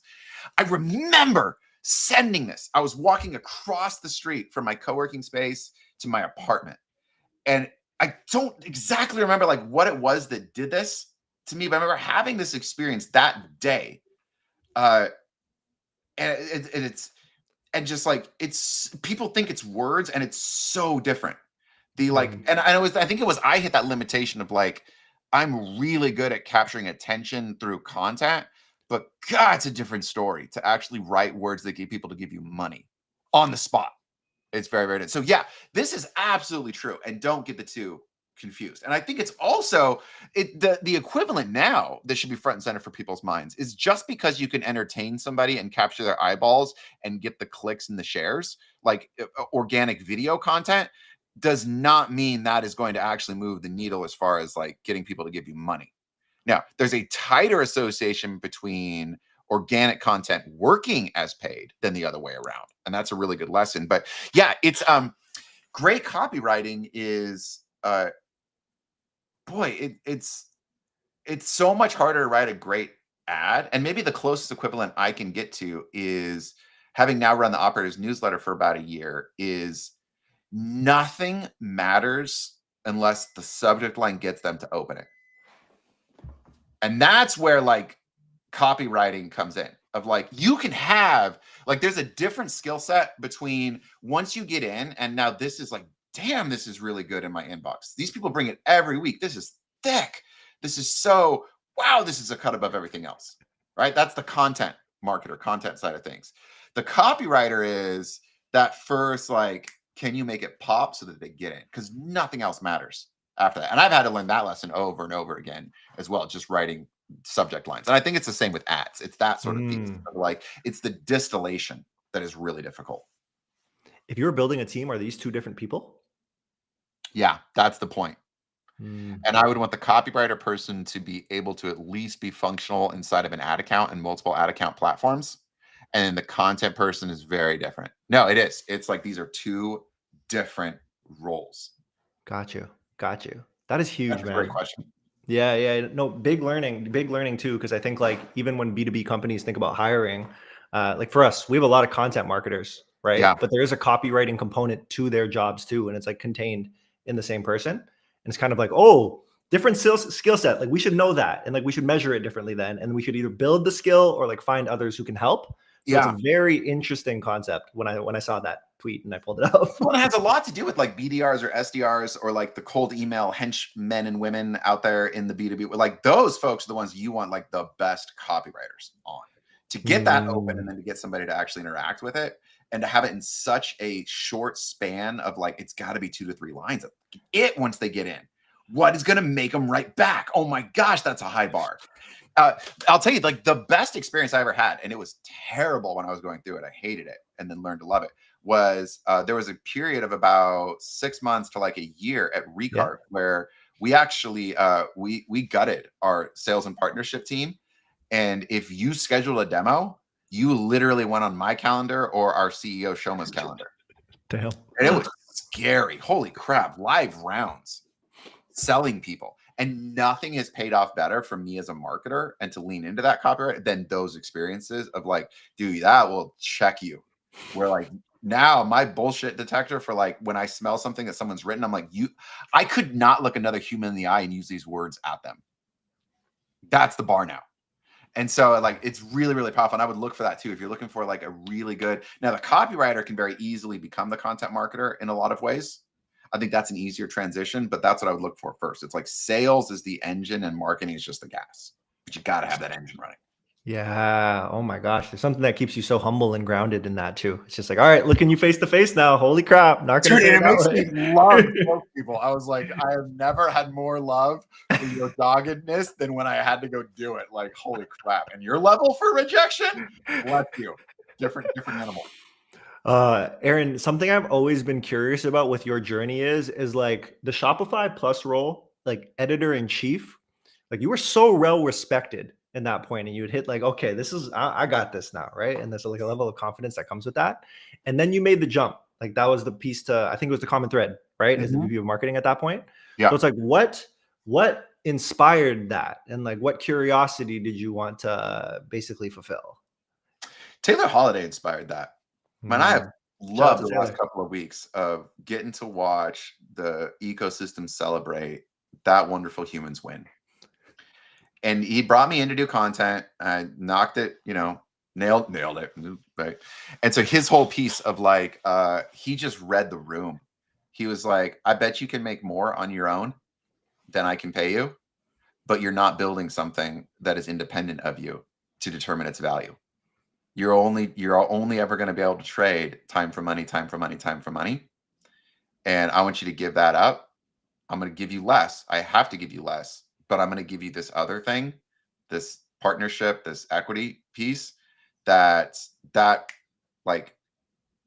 was really it. It wasn't so much like the skill set. I was like, dude, I know I can crush it for them with content in particular because it was just unfair. It was like these people smartest in the room and nobody at that point knew what they were doing with written content. They weren't really rocking YouTube yet. Like there was a bunch of pieces where it was like, I don't even think they had like kind of a podcast, but then we launched the podcast with Andrew Ferris, who then went on his own podcast.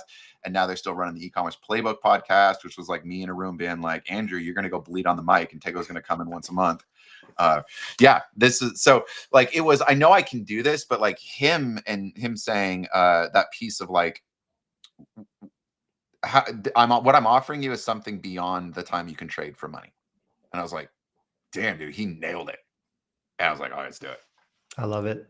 And during that process, because like you had the skill set, was there any like major learnings that you learned about yourself, what you like, your approach to work that popped up?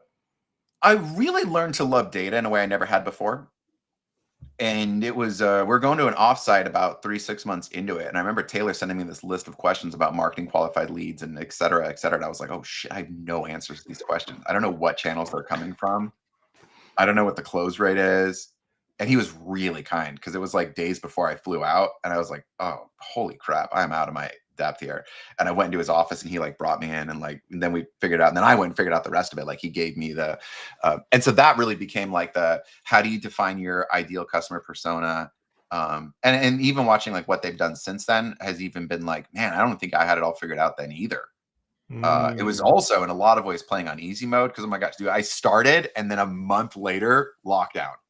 And it turns out that was really good for e-commerce, right? So it was like, yeah, I have these like imposter syndrome moments still too about that. But that was like the loving data and understanding what are the services you're providing by like feature sets, whether it's like tiers inside of SaaS of what people can actually charge, or like, are we doing Google ads for this person, Facebook ads for this one? Is it full growth service? Are we putting SEO into it? Like what are they buying, and what are the channels that are feeding what they're actually buying? Like those two of like where they're coming in from by channel and what they're buying. And then you can actually like look at your historical data and project future and be like, hey, we're underperforming with referrals and word of mouth. How do we go address that? Because that's our fastest close time.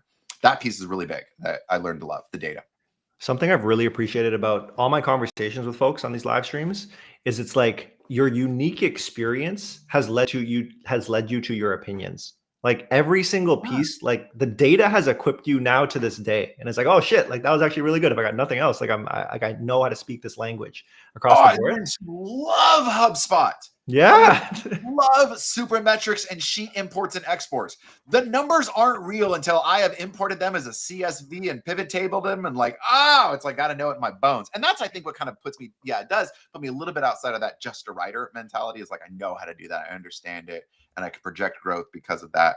And then too, we're all just like a product of our experiences too, as well. Like now I'm like very, very influenced by not just what happened with CTC previously, but like because of their acquisition, like that sort of thing, getting to participate in that, which was my first ever, like, oh, I have a percentage of a thing, and that thing, like, dude, like I'm not paying off my house, not that, but it was definitely but it was still the most meaningful. And I've shared this. It was the most meaningful, impactful financial event of my existence. And I'm like, oh crap. Okay. I want more of that. Love it. Freaking love it. Aaron, something that I am curious about, and sorry, how are you on time, by the way? I know we have 45 booked. You're okay? You're okay? Yeah, okay. I'm enjoying our conversation, and I feel like there's just I'm having fun. I don't know anybody else. I'm having a great time. Cool. We're ignoring Jess a little bit, so he's a little bit mad, but Jess will come back to you, I promise, at some point. But Aaron, the thing that I'm curious about is in there you had mentioned, because when you had joined, it led to lockdown, and there was some imposter syndrome that had happened. Imposter syndrome in general, do you ever grow out of it, or does it always exist? How do you deal with it? You still say yes, and then you go figure it out. And you realize you're still going to bat like maybe 750, and you're like, I'm terrible at sports metaphors. I'm actually pretty sure that's like unheard of in baseball. But like that, you're going to hit 75%, like whatever. Like you're just going to eat it 25% of the time, but you just go keep saying yes and trying to figure it out. You do that enough, one foot in front of the next. Like, that's it. Huge. And then what I am curious about now is like, as you've gone through your career up until this point, if your view on, I guess what I'm looking for is like work culture. If it is, what did it used to be? Is it the same as now? Has it evolved, and how? It's a bit vague of a question, but I won't name names in this situation except to say like, I will forever and always say nice things about Common Thread Collective, not just because I got a big check, but like really I remember being at an offsite with them one time, and I realized I'm not worried right now about who I'm sitting next to, and am I making the right person laugh? And that was like, oh my gosh, I was really worried about that in other work settings. And that's the thing where like, you people that are still hanging out here with us, it's like, you deserve that. You don't deserve to feel like you're going into a high school cafeteria at work and you're making the right person laugh or smile, or you think about the Slack message you're going to send and then you rewrite it 3 times. It just betrays like this lack of safety. And there's been a few other places where I've been where I was like, that's almost like the bar is like, when I'm with these people and how I like, do I second guess what I send on Slack?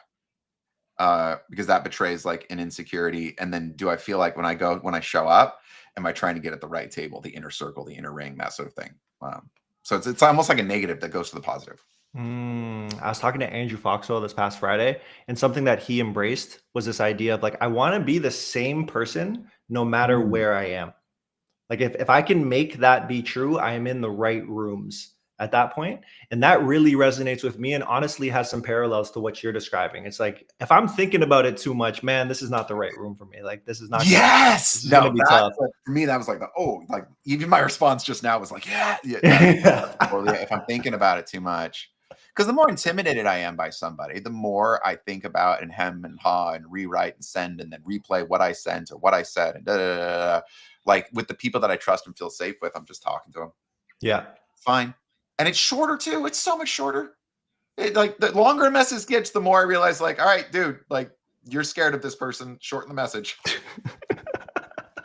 It's so interesting. It's so interesting that just like emotional and physical response, honestly, that like happens like, oh God, okay, fix it up. How do I revise?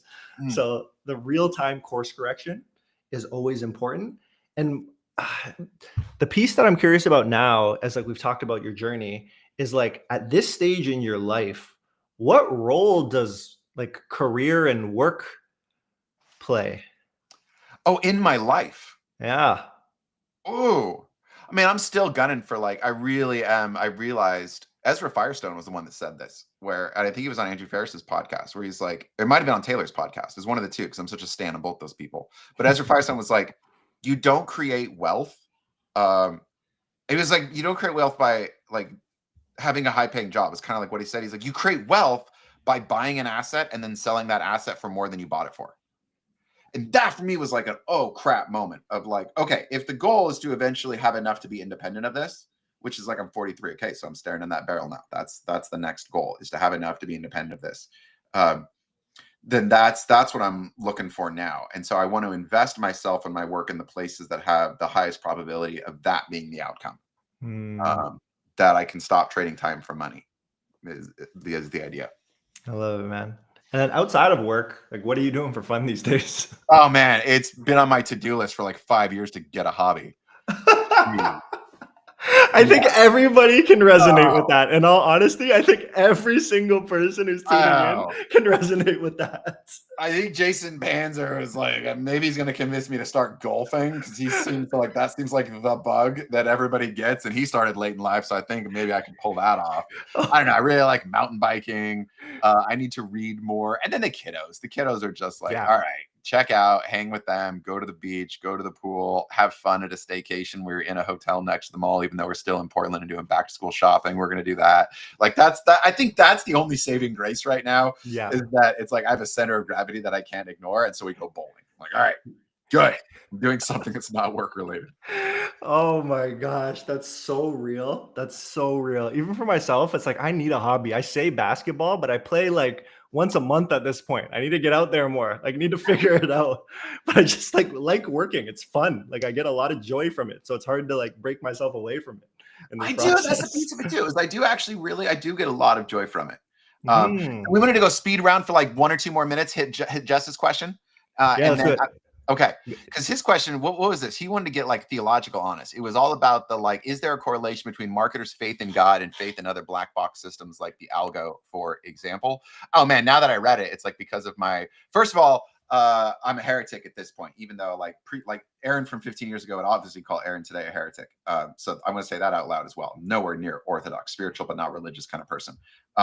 Faith in the black box.